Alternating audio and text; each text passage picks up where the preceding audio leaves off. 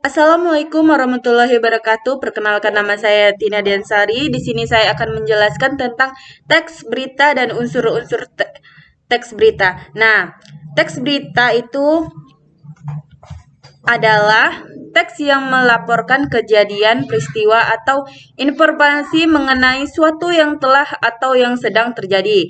Penyampaiannya bisa secara lisan seperti yang sering kita dengar dan lihat di televisi.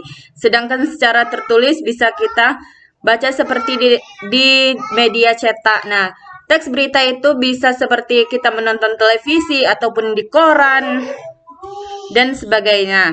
Nah, ada pula unsur-unsur teks berita. Nah, unsur-unsurnya itu terdiri dari 5W plus 1H. Nah, yaitu what, why, when, dan where, dan how. Nah, apa sih?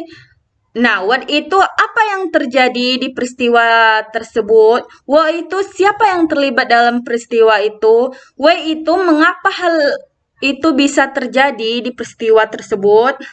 When itu kapan peristiwa itu terjadi. Where itu di mana peristiwa itu terjadi. How itu bagaimana sih peristiwa itu terjadi. Nah, di sini misalnya unsur-unsurnya itu kita ambil dari teks berita tentang kapal Nanggala. Kita bisa ambil dari beberapa hal, yaitu kapan sih peristiwa itu terjadi. Nah, what. Nah, berarti what itu adalah terjadinya tenggelamnya kapal Nanggala. Nah, why itu siapa yang terlibat dalam peristiwa itu, yaitu TNI Angkatan Laut dan militer.